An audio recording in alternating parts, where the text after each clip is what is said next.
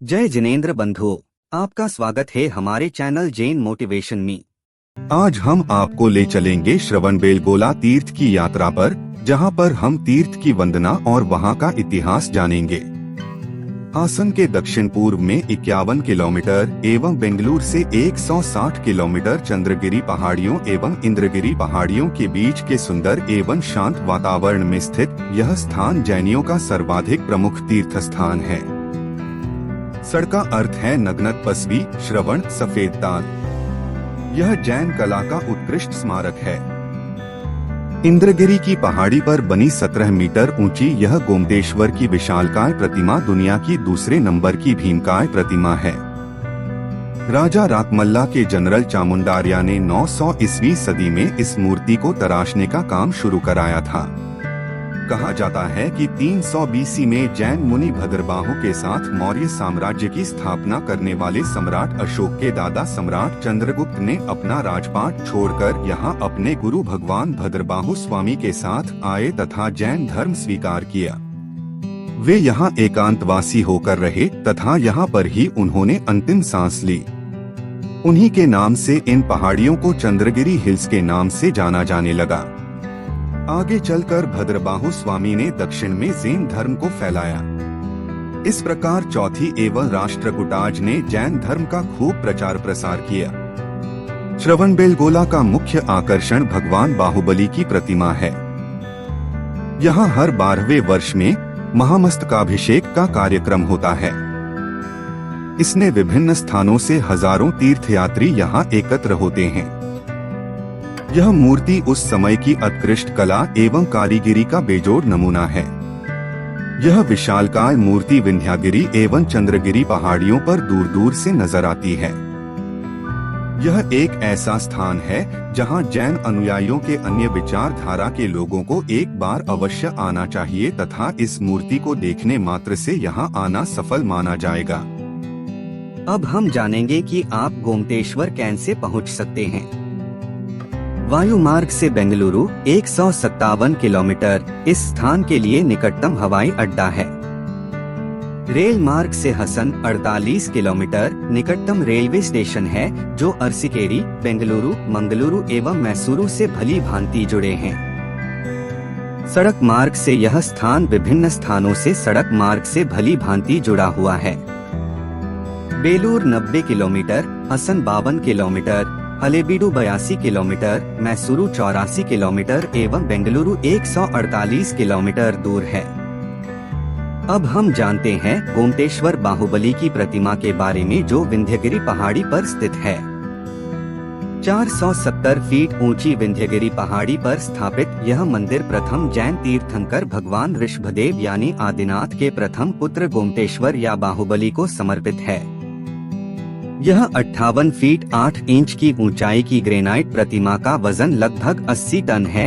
यह विश्व प्रसिद्ध प्रतिमा एक ही पत्थर से बनी एशिया की सबसे ऊंची प्रतिमा है। इस विशाल प्रतिमा को प्रसिद्ध शिल्पकार अरिस्टनेमी ने 981 एडी में बनाया तथा 983 एडी में गंगा राज्य के शक्तिशाली मंत्री ने इसे स्थापित किया था। यह प्रतिमा इतनी विशाल है कि यह लगभग 30 किलोमीटर की दूरी से भी दिखाई देती है।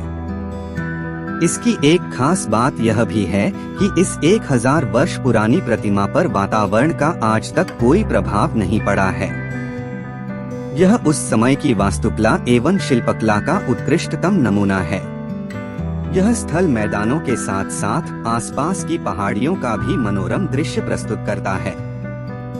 टाइम्स ऑफ इंडिया अखबार द्वारा 21 जुलाई से 31 जुलाई 2007 तक किए गए एक SMS पोल में इसे भारत के पहले 7 अजूबों में से 5 अगस्त 2007 को वोट दिया गया था। इस मूर्ति को विश्व की सबसे ऊंची अखंड मूर्तिशिल्प माना जाता है। प्रतिमा में बाहुबली को एक शांत एवं ध्यान मुद्रा में दर्शाया गया है तथा नग्नावस्था का अर्थ है दुनिया की मोहमाया से मुक्त रहना। प्रतिमा में गुंगराले बाल, लंबे एवं बड़े कान, खुली आंखें तथा चेहरे पर एक शांत मुस्कान एवं दृढ़ता झलकती है। यह विशाल प्रतिमा बिना किसी सहारे के एक कमल के आकार की बनी मंचिका पर सीधी खड़ी अवस्था में है। तपस्या मग्न इस प्रतिमा में शरीर पर सर्प एवं बेल चिपकी है तथा प्रतिमा के दोनों तरफ आध्यात्मिक याक्ष एवं याक्षी की प्रतिमाएं भगवान की सेवा करते हुए दिखाया गया है। प्रतिमा के पीछे कुछ अनुष्ठान होने की क्रियाओं को दिखाया गया है। चलिए आइए हम श्रवणबेलगोला की यात्रा शुरू करते हैं।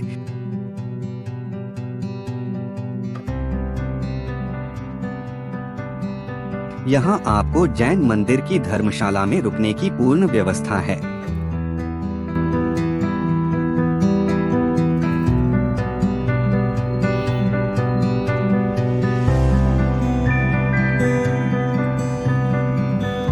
गोमतेश्वर की इस प्रतिमा तक पहुंचने के लिए श्रद्धालुओं को 641 सीढ़ियां चढ़नी पड़ती है। चूँकि ढलान अधिक है अतः ऊपर तक जाने के लिए डोली यहाँ किराए पर मिल जाती है।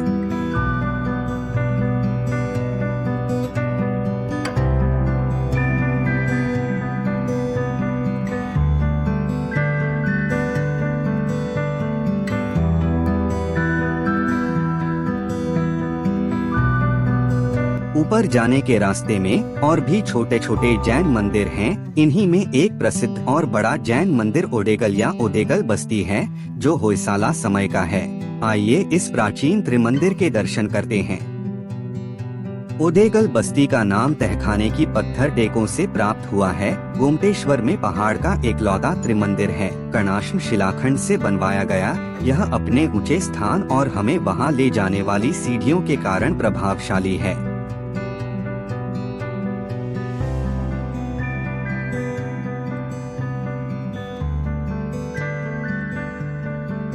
इसमें 3 जैन मंदिरों का समूह है जो 16वीं सदी के प्रथम जैन तीर्थंकर भगवान आदिनाथ को समर्पित है।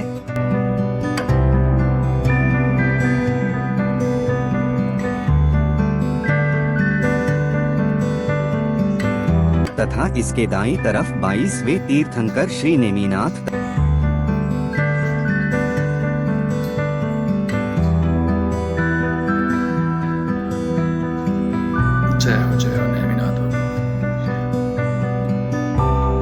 तथा बाईं तरफ भगवान शांतिनाथ के मंदिर हैं।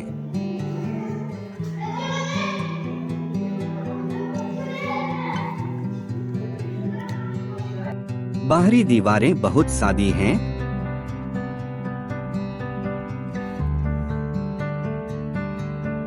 और नवरंग के सभी स्तंभ गोलाकार के हैं। बस्ती के 3 गर्भगृहों में स्तस्थिला में उकेरी गई 3 बड़ी और प्रभावशाली तीर्थंकरों की मूर्तियां हैं। मंदिर का मुमकिन काल 14वीं सदी है।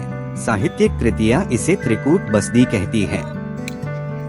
ओडेगल बस्ती के आगे चलने के बाद सीढ़ियों पर आगे बढ़ने पर विशाल अकंदाबागिलु प्रवेश द्वार आता है जिससे देवी लक्ष्मी की काट कर बनी प्रतिमा है।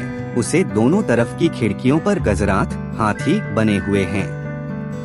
प्रवेश द्वार के दोनों तरफ छोटे छोटे मंदिर हैं जो बाहुबली श्री गोमतेश्वर एवं भरता श्री भरतेश्वर को समर्पित है।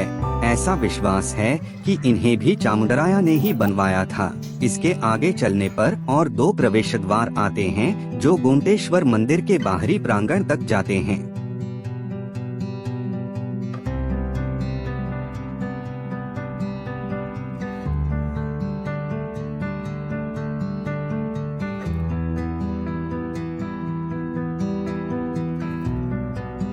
प्रांगण के चारों तरफ विभिन्न जैन तीर्थंकरों की प्रतिमाएं लगी है। 2 अनुक्रमिक चरणों में बनाई गई बाहुबली के तीनों ओर सुक्तालय में कई मूर्तियां हैं। होयसल राजा विष्णुवर्धन के सेनापति गंगराज ने इस सुक्तालय को बनवाया था।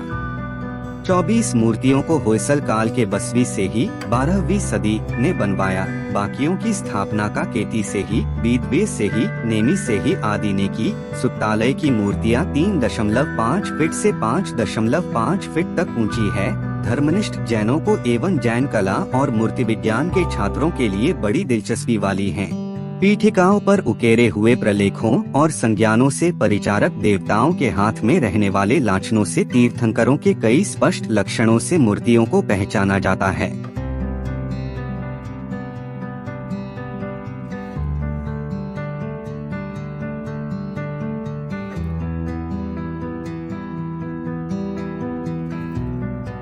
यहाँ पर एक बूढ़ी महिला गुल्ला क्याजी की आकृति भी बनी हुई है।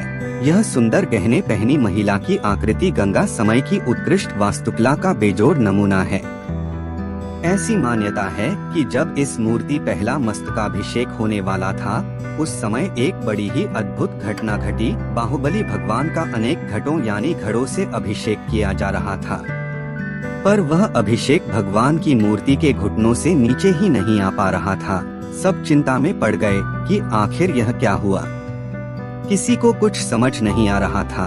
तब उसी समय आचार्य नेमिचंद्र सिद्धांत चक्रवर्ती ने कहा कि इस महोत्सव में कोई न कोई एक ऐसा व्यक्ति बचा है जिसने अभी तक अभिषेक नहीं किया है। जब तक वह अभिषेक नहीं करेगा, तब तक मूर्ति का अभिषेक पूरा नहीं होगा। तभी उस भीड़ में एक बुढ़िया दिखी। सबकी निगाहें उस पर गई। उसने अभी तक अभिषेक नहीं किया था। वह हाथ में नारियल की छोटी सी नटी में दूध लेकर खड़ी थी।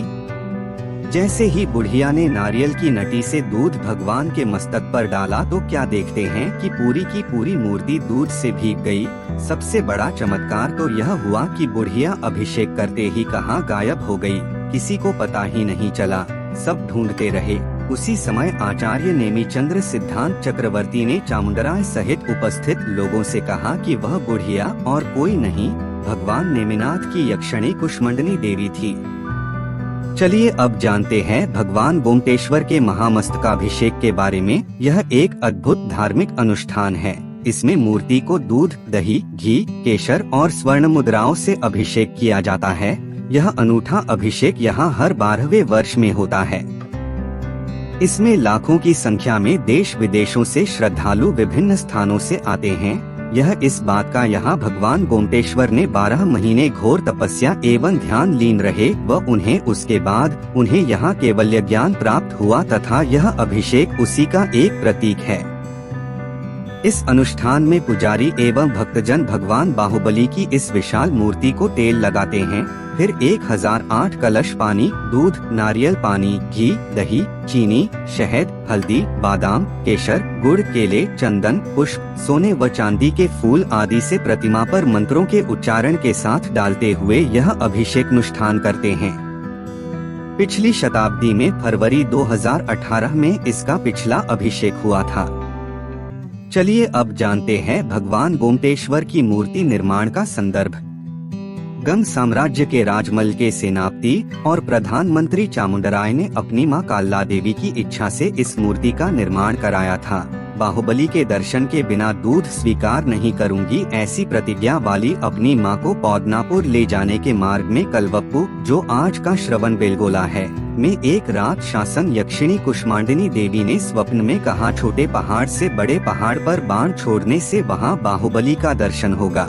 ऐसे करने पर बाहुबली का रेखाचित्र वहां विविध हुआ।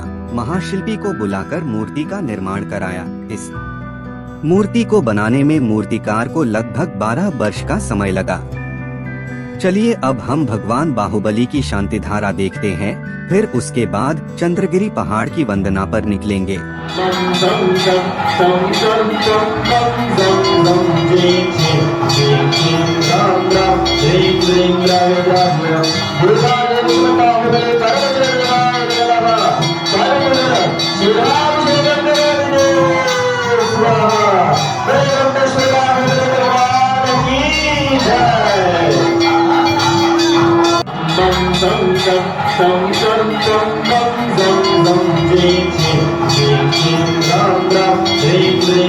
चलिए अब हम चलते हैं चंद्रगिरी पहाड़ी की वंदना पर। श्रवणबेलगोला के उत्तर दिशा में स्थित लगभग 53 मीटर की ऊंचाई की इन चंद्रगिरी पहाड़ियों का नाम मौर्य सम्राट चंद्रगुप्त के नाम पर पड़ा। इस क्षेत्र में अनेक प्राचीन पाषाण जैन मंदिर हैं, जो चारों ओर दीवारों से घिरे हुए।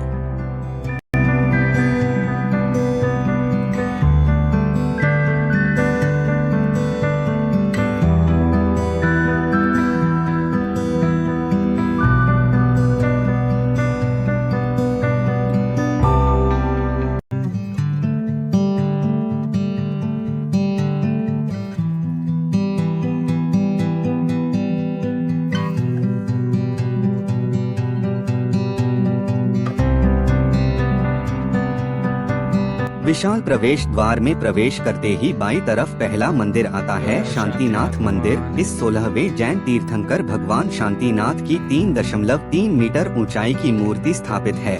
इसके उत्तर दिशा में श्री भारतेश्वर की अधूरी बनी प्रतिमा है।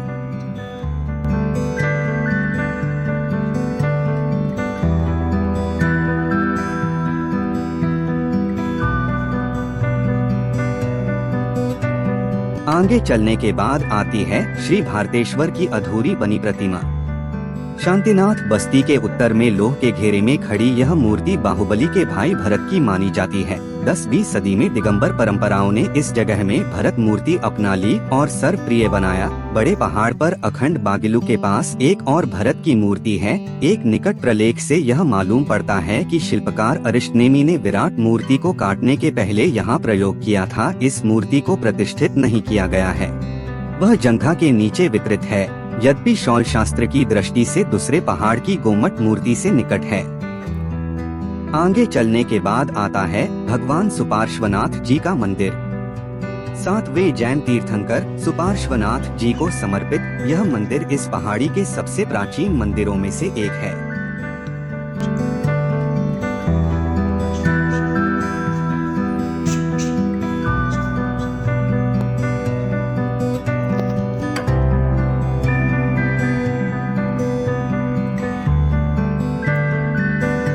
आगे चलने के बाद आता है भगवान चंदा प्रभु का चंद्रनाथ बस्ती। 8वें जैन तीर्थंकर चंदा प्रभु जी को समर्पित यह मंदिर इस पहाड़ी के सबसे प्राचीन मंदिरों में से एक है। यहाँ श्यामा एवं ज्वालामालिनी, याक्षा एवं याक्षी की प्रतिमाएं उल्लेखनीय हैं।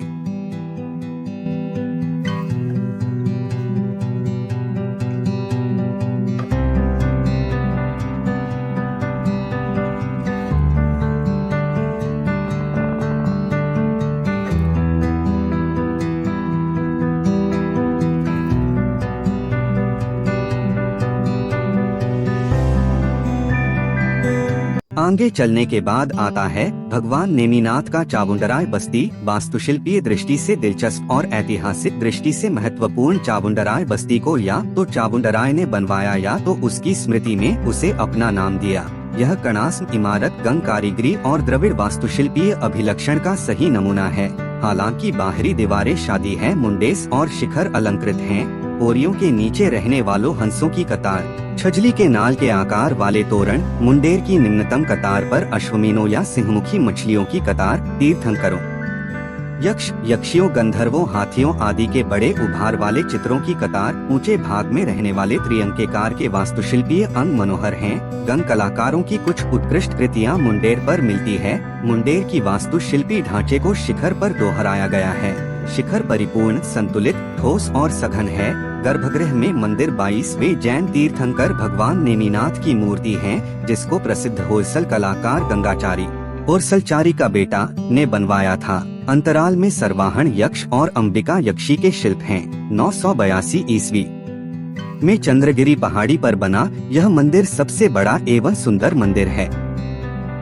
आगे चलने के बाद आता है भगवान आदिनाथ का येराडुकट्टे बस्ती। चौंदर्य मंदिर के सामने स्थित यह मंदिर में पहले तीर्थंकर भगवान आदिनाथ की प्रतिमा स्थापित है। यहाँ गोमेद याक्ष एवं कुष्मंदिनी याक्षी की प्रतिमाएं उल्लेखनीय हैं।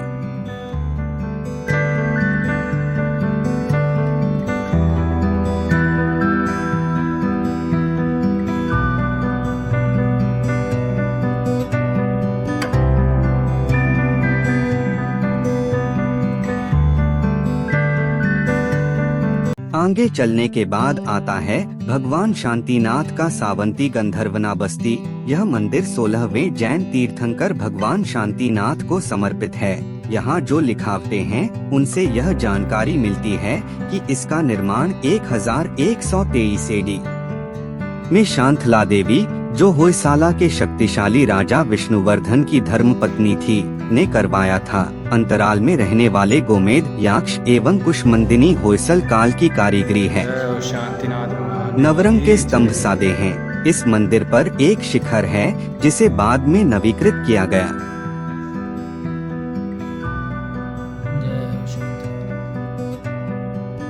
आगे चलने के बाद आता है भगवान बाहुबली का तेरिन बस्ती रथ जैसी पत्थर से नाम पाने वाली इस मंदिर को माचिकब्बे और शंतिकब्बे ने बनवाया था, जो पोयसल सेट्टी और नेमी सेट्टी नाम के दो शाही वणिकों की मां थी।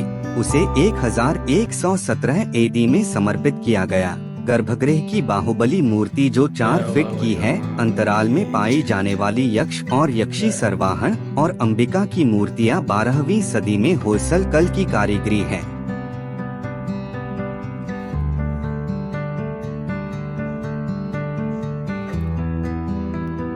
आगे चलने के बाद आता है भगवान शांतिनाथ का श्री कोने बस्ती।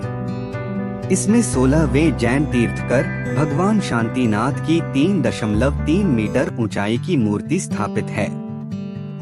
अंतराल में रहने वाले गोमेद, याक्ष एवं कुष्मंदिनी होयसल काल की कारीगरी है। नवरंग के स्तंभ सादे हैं। 982 ईस्वी में चंद्रगिरी पहाड़ी पर बना यह बहुत सुंदर मंदिर है।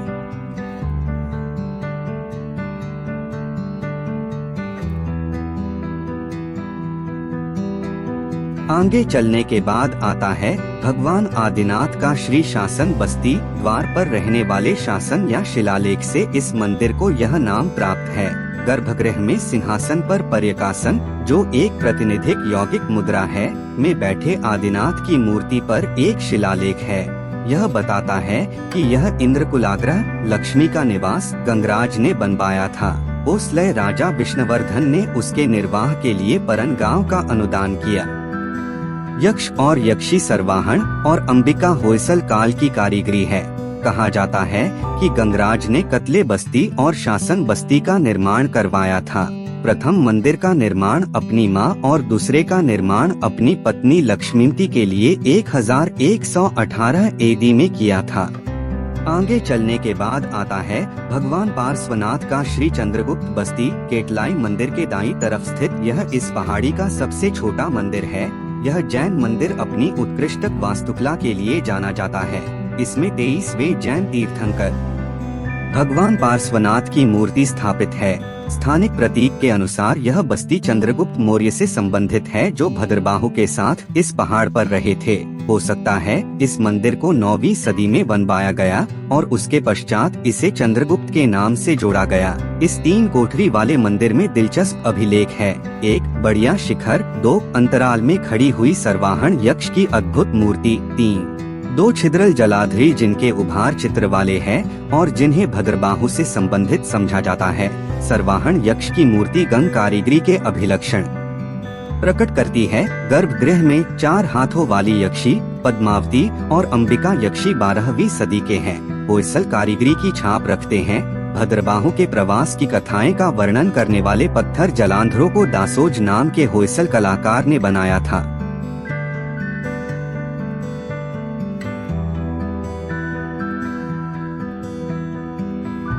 आगे चलने के बाद आता है भगवान आदिनाथ का श्री कत्तले बस्ती। इस मंदिर को कत्तले बस्ती या अंधेरी बस्ती कहते हैं। यह इस पहाड़ी का सबसे बड़ा मंदिर है।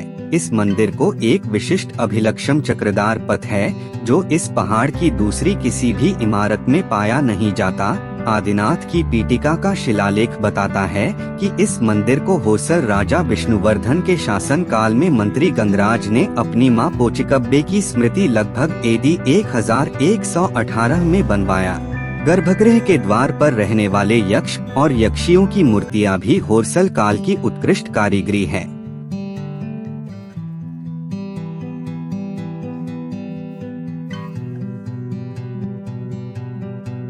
आगे चलने के बाद आता है भगवान पार्श्वनाथ का श्री पार्श्वनाथ बस्ती।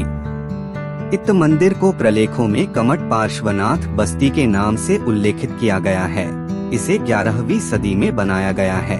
अंतराल में पाया हुआ शिलालेख दामंदी त्रैविद्य देव का शिष्य धनुकीति देव का संबंध इस मंदिर से जोड़ता है। 14 फीट 6 इंच ऊंची पार्श्वनाथ की प्रतिमा पक्षपीठिका पर खड़ी है। चंद्रागिरी पहाड़ियों में बनी यह सबसे बड़ी प्रतिमा है। तहखाने के लतापुष्प वृत्त के अंदर रहने वाले उभार चित्र न केवल कलात्मक उत्कृष्टता रखते हैं, बल्कि अत्यधिक पौराणिक भी हैं। वे दुश्मन कमट से पार्श्वनाथ की लड़ाई को भी दर्शाते हैं। प्रमुख मूर्ति, नाग का देह और चंद्रातप एक ही संस्तरित शिलाखंड में कटे हुए हैं। नवरंग में रहने वाली संस्मारक शिलापट्टिका ईस्वी 1129 में संत मकलिशेन की खातिर बनवाई गई। खिताब वाले मूर्तिकारों की मुकुटमणि गगाचारी नाम के कलाकार से बनवाई गई। यह कलात्मक उत्कृष्टता एवं उसके रचयिता मदीनाई कवि की ऊंची साहित्यिक सिद्धि का भी सबूत देती है। आगे चलने के बाद आता है भगवान अनंतनाथ का श्री मज्जीगना बस्ती। यह मंदिर 14वें जैन तीर्थंकर भगवान अनंतनाथ को समर्पित है।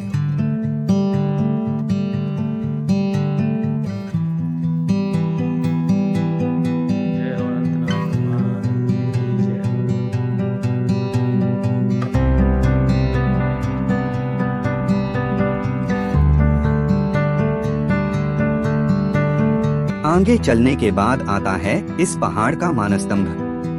यहाँ स्थित यह स्तंभ अपनी वास्तुकला के लिए प्रसिद्ध है।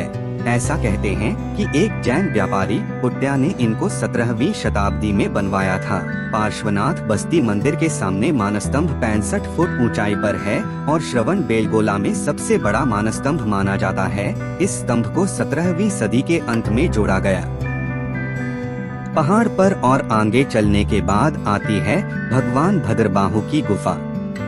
इस छोटी गुफा में श्रुतकेवली के पद चिन्हों के निशान अंकित हैं, जिनकी सम्राट चंद्रगुप्त मौर्य पूजा करते थे। ऐसा कहते हैं कि भगवान भद्रबाहु ने अपना अंतिम समय यहीं बिताया था।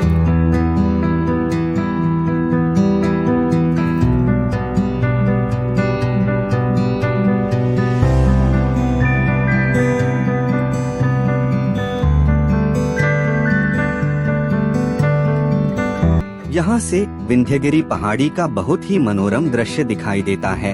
आज की यात्रा हम यही समाप्त करते हैं। अगले वीडियो में हम आपको दर्शन कराएंगे श्रवणबेलगोला के तलहटी के बहुत ही प्राचीन मंदिरों के, जैसे भंडारी मंदिर, मठ की बस्ती और मंगाई बस्ती के। अगली वीडियो देखने के लिए हमारे चैनल को सब्सक्राइब करके जाइए और अगर कुछ सुझाव है तो प्लीज कमेंट में लिखें। अगले वीडियो में जल्द ही मिलते हैं। जय जिनेंद्र।